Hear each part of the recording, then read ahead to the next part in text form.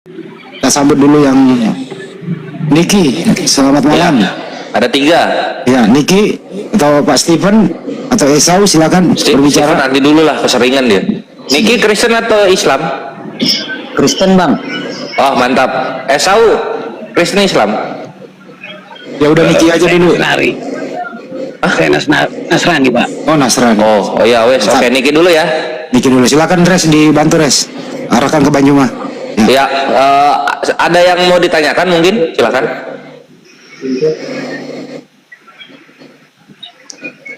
Niki. Ini cuman mau tanya, sekedar Boleh. tanya saja tentang Nabi Isa menurut Quran ya. Al-Quran. Ya, apanya yang mau ditanyakan? Tentang Nabi Isa. Oh, bagaimana dikisahkannya dalam Al-Quran gitu? Ya, begitu. Oke, siap. Silakan Gurunda. Ya, kalau di dalam Al-Quran bisa kita lihat di dalam surah Maryam, bagaimana kemudian ketika Siti Maryam usai melahirkan, beliau kemudian datang kepada kaumnya, dan kaumnya kemudian berkata, "Ya Maryamu, laqad ji'ti syai'an fariyan." Wahai Maryam, sungguh engkau telah datang membawa sesuatu yang sangat kemudian mungkar. Jadi orang-orang Yahudi pada masa itu menuduh Bunda Maryam telah melakukan satu perbuatan yang sangat keji, ya, yaitu dia melahirkan seorang anak tanpa suami. Beliau kemudian memiliki anak tanpa pernikahan. Lalu orang-orang Yahudi menuduh beliau berzina, dan itu masih bisa kita lihat di dalam Talmud.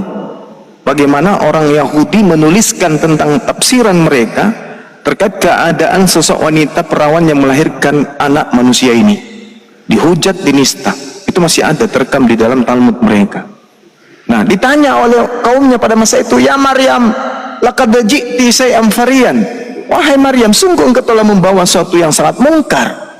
Ya ukhta Harun, makana abuki ra'asawi wa makanat ummuki bagian. Kau itu adalah saudara perempuannya Harun.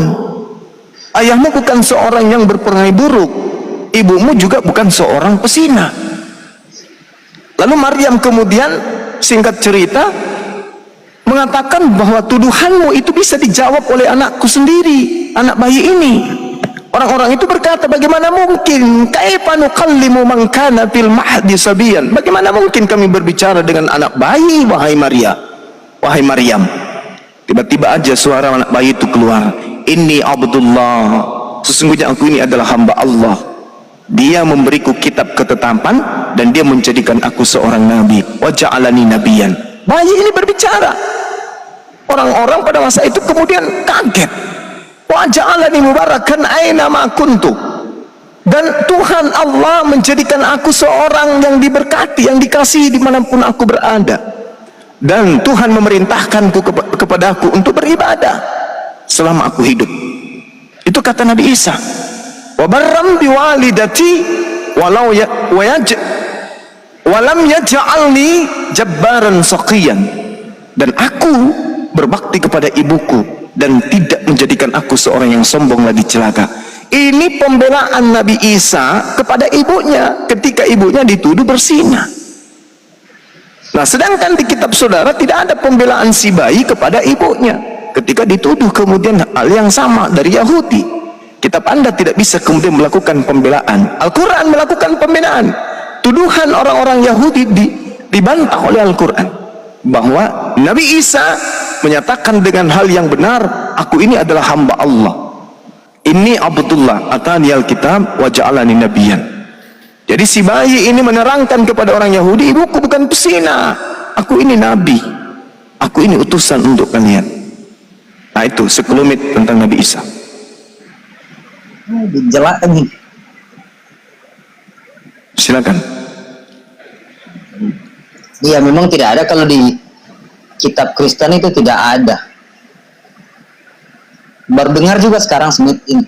Tapi ini mau tanya, apa namanya, kan sudah diketahui bahwa dia itu nabi masih dari kandungan sudah diketahui nabi kan?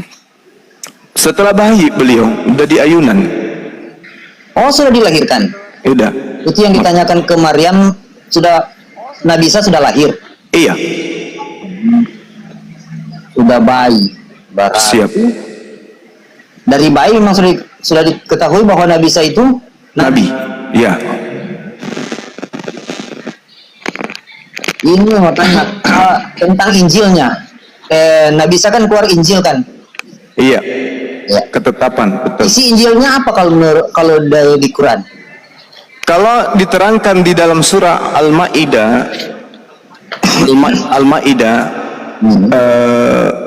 di situ Nabi Isa alaihissalam kemudian ditanya oleh Allah pada saat beliau dihakimi oleh Allah. Wa iz qala Allahu ya Isa bin Maryam a anta qulta lin-nasi ittakhizuni wa ummi ilahaini min dunillah. Wahai Isa putra Maryam, engkau kaya mengatakan kepada orang-orang, jadikanlah aku dan ibuku sebagai Tuhan selain daripada Allah. Nabi Isa menjawab, Maha suci engkau ya Allah, tidak patut bagiku mengatakan apa yang bukan hakku untuk aku katakan. Jika aku pernah mengatakannya, tentulah engkau telah mengetahuinya. Engkau mengetahui apa yang ada pada diriku dan aku tidak mengetahui apa yang ada padamu. Sungguh engkau yang mengetahui hal yang gaib. Lalu kemudian ajaran Nabi Isa ketika datang kepada Bani Israel adalah maqultu lahum illa ma amartani bi ani abudullah rabbi wa rabbakum. Aku tidak pernah mengatakan kepada mereka kecuali apa yang engkau perintahkan kepadaku, yaitu sembahlah Allah Tuhanku dan Tuhanmu, dan aku menjadi saksi terhadap mereka selama aku berada di tengah-tengah mereka. Maka setelah engkau mewafatkan aku, engkaulah yang mengawasi mereka dan engkaulah yang maha menyaksikan atas segala sesuatu. Jadi inti dari ajaran Injil yang datang kepada Nabi Isa itu adalah ani abudullah rabbi wa rabbakum. Perintah kemudian untuk menyembah kepada Allah, Tuhannya Bani Israel, Tuhannya Yesus dan Tuhannya Bani Israel. Itu yang diterangkan. Ini maksudnya Smith begini. Kalau bilang isi Injil seperti Smith yang tanya tadi, seperti isi Taurat, ya kan? Nabi Musa isinya jangan ini atau apapun itu. Ya kan, ada hukum-hukumnya kan yang diturunkan dari Allah ke Nabi Musa. Nah, kalau di Injil itu kan seharusnya ada hukum yang dibawa oleh Nabi Isa, ya kan, seperti Nabi Muhammad, ya kan, bahwa diturunkanlah hukum, ya kan, aturan. Nah, aturan ini yang kita pertanyakan, ada nggak ditulis di Quran aturan Injilnya seperti apa? Ya, jadi kalau Nabi Isa itu dia tidak membawa hukum baru. Dia hanya membawa ajaran peneguhan terhadap Taurat. Wa innallaha rabbi wa rabbukum fa'buduh hadza siratul mustaqim. Inti daripada ajaran Nabi Isa adalah sesungguhnya Allah itu Tuhanku dan Tuhanmu, maka sembahlah Dia. Bani Israel diminta kemudian untuk menyembah kepada Allah.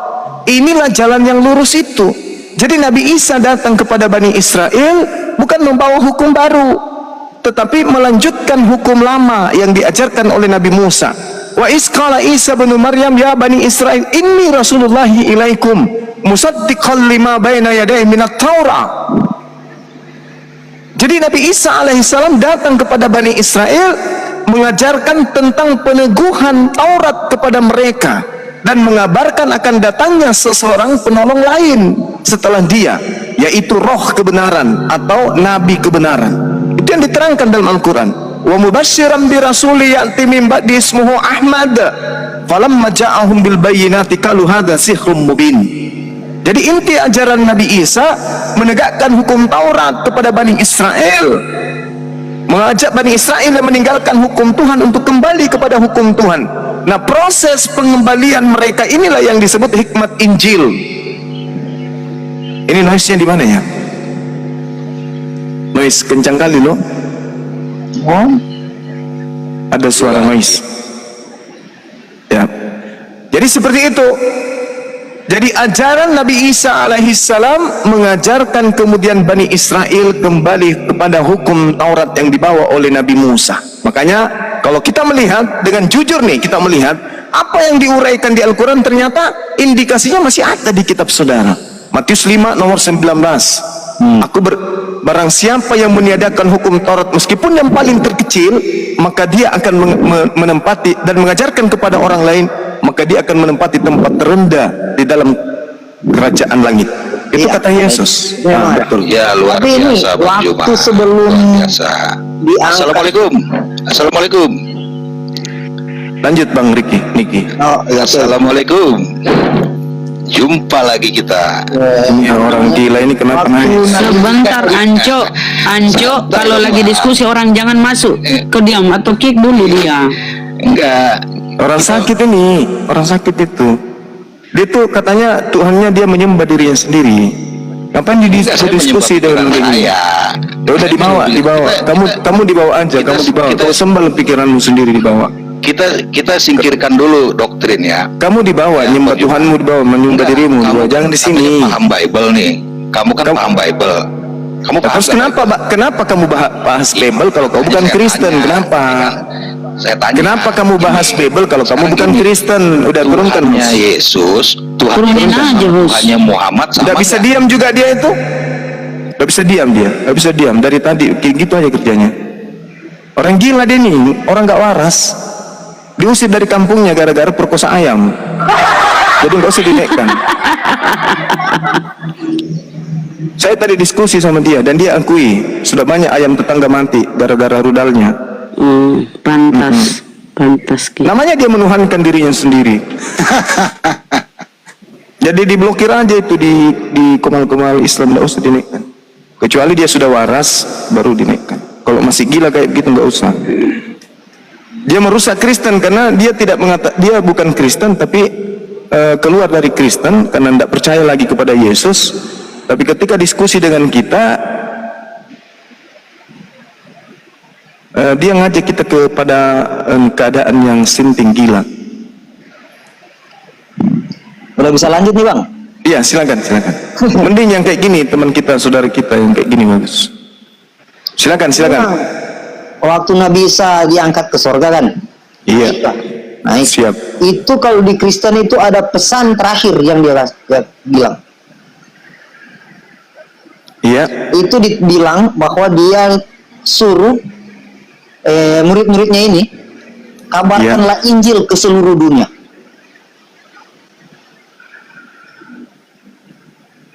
Ya kan? Iya.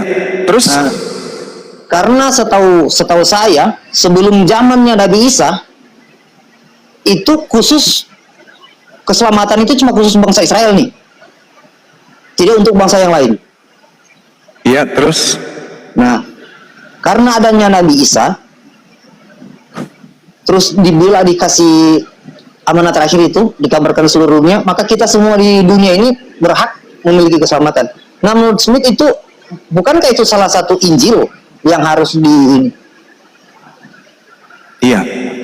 Alhamdulillah seluruh dunia umat Islam itu sudah menerima Injil itu, bahwa Nabi Isa alaihissalam itu adalah Nabi dan Rasul utusan Allah kepada Bani Israel.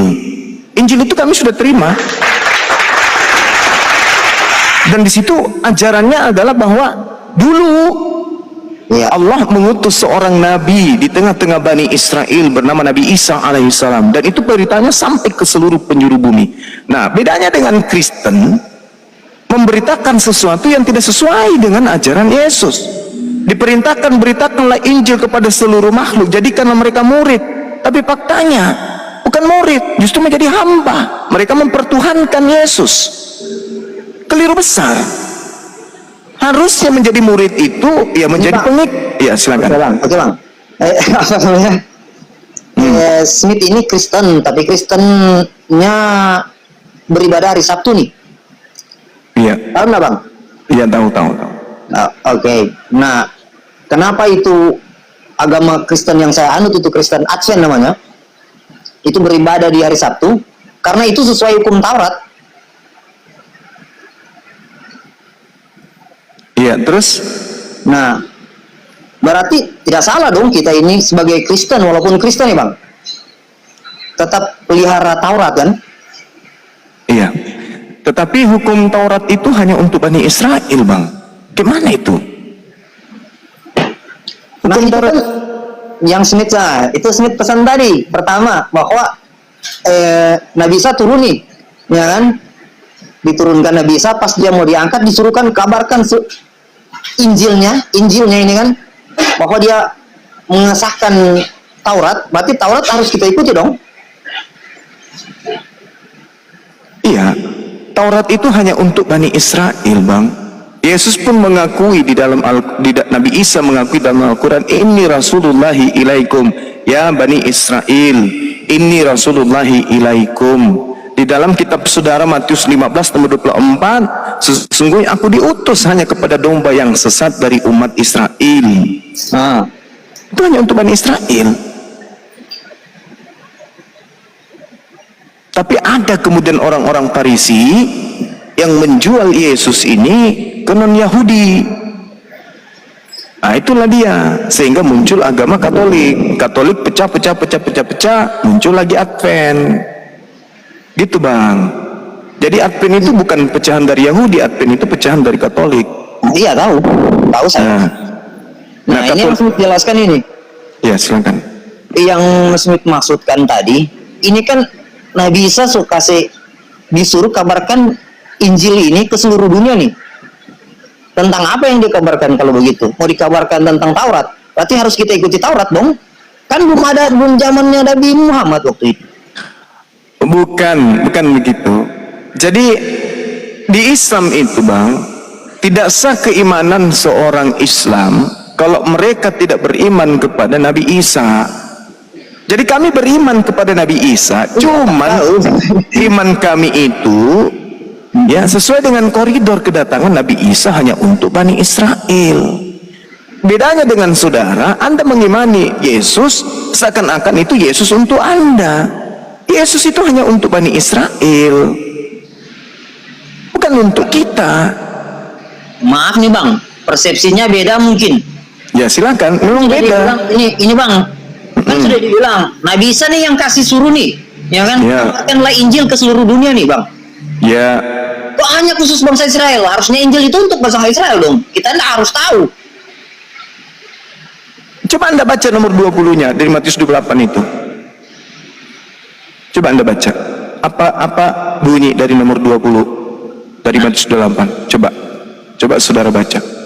Iya, maksudnya Smith ini kan itu kan di Matius itu Nabi Isa masih di dunia nih, tapi setelah dia mau diangkat, ya kan dia titip pesan ke murid-muridnya bahwa kabarkanlah Injil ke seluruh dunia. Untuk apa kabarkan Injil ke seluruh dunia sedangkan itu khusus bangsa Israel? Jadi gini, Injil itu adalah hikmat yang didatangkan kepada Nabi Isa tentang ajaran Nabi Isa kaitannya dengan Taurat Nabi Musa kepada Bani Israel. Iya. Bukan kitab Lukas, Markus, Matius yang surah Paulus yang dimaksud oleh Yesus, bukan. Makanya dalam Matius 28 nomor 20 dikatakan apa? Dan ajarlah mereka melakukan segala sesuatu yang telah kuperintahkan kepadamu.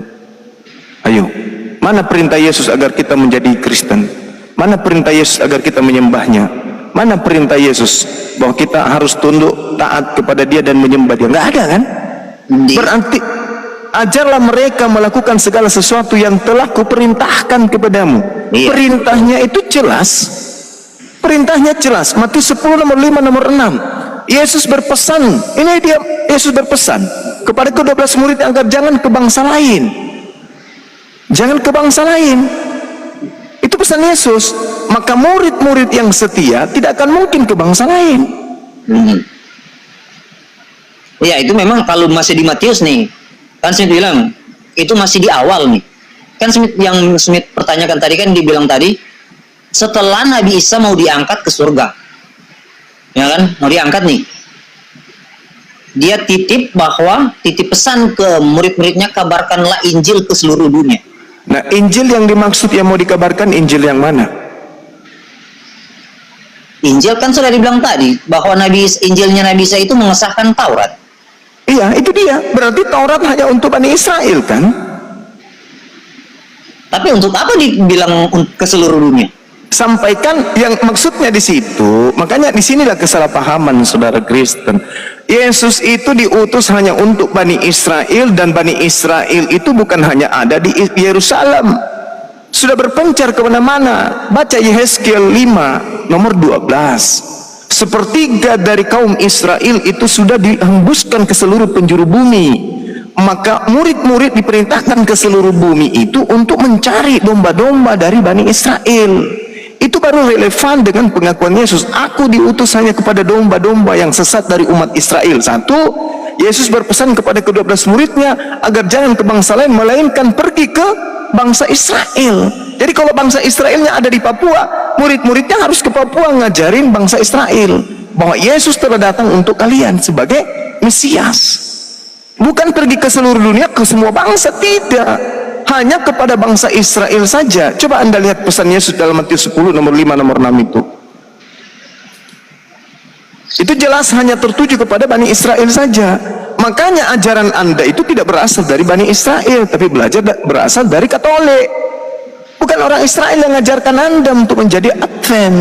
Ke-12 murid itu diutus oleh Yesus, dan Yesus berpesan kepada mereka, janganlah kamu menyimpang ke jalan bangsa lain.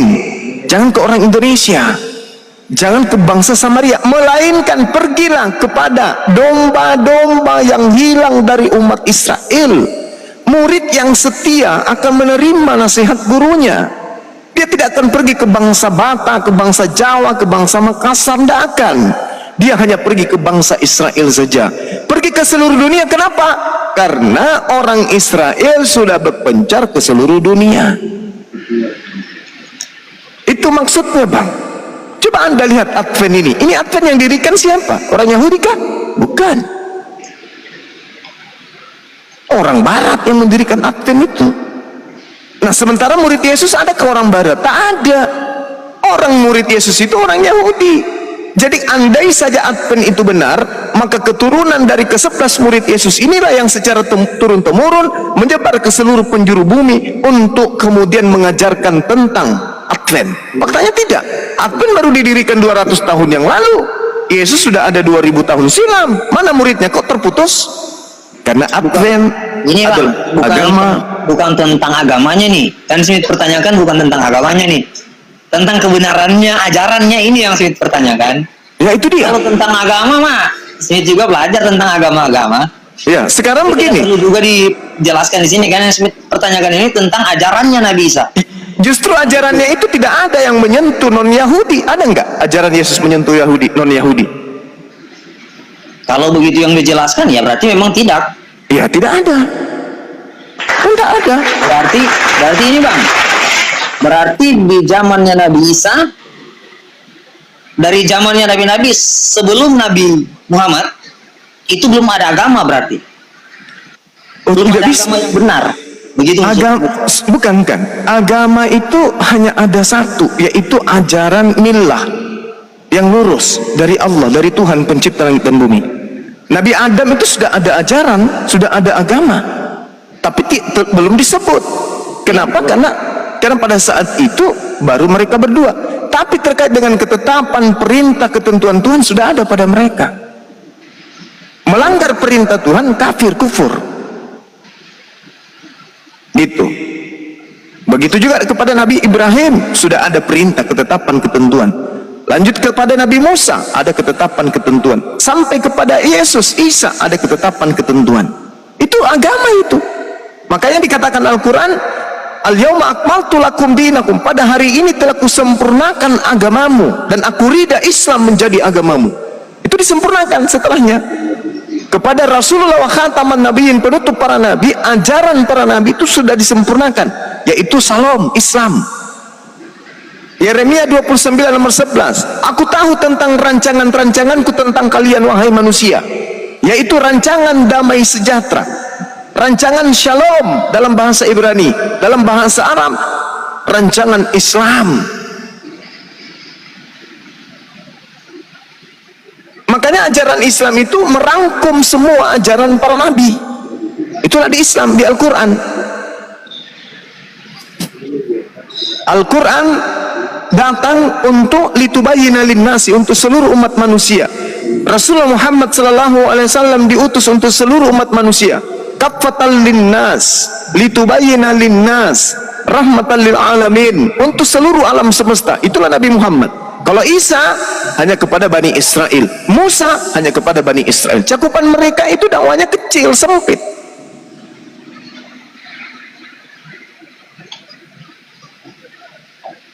Nah, itu dia. Nah, cuman ya itu ketika Nabi Muhammad SAW itu datang mengajarkan, kemudian mengajak ahli kitab untuk menuju kepada keselamatan, yaitu Islam, banyak yang menolak.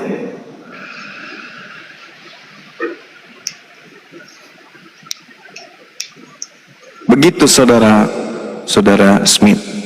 Oke, makasih Bang. Sama-sama.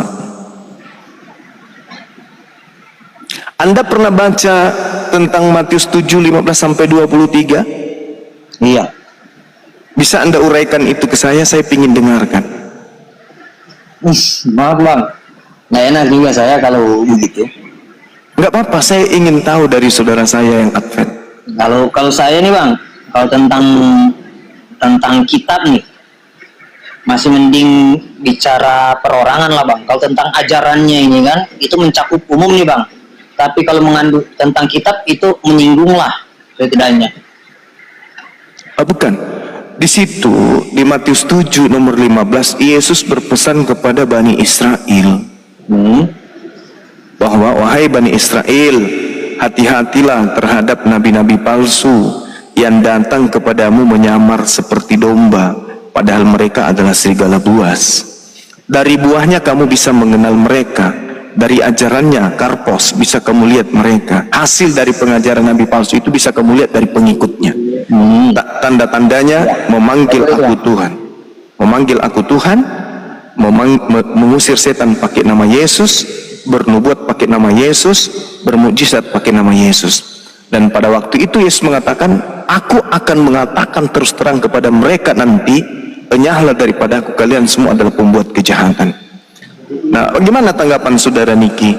Yesus sudah memberikan warisan seperti itu. Apa Anda tidak merasa gitu? Silakan. Ini Bang, kalau bilang berasa tentang ajarannya ini miris, ya kan?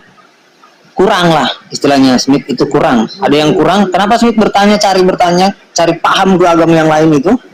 Karena Smith rasa ini kurang, masih ada yang kurang ini. Belum lengkap lah istilahnya. Iya. Ajarannya.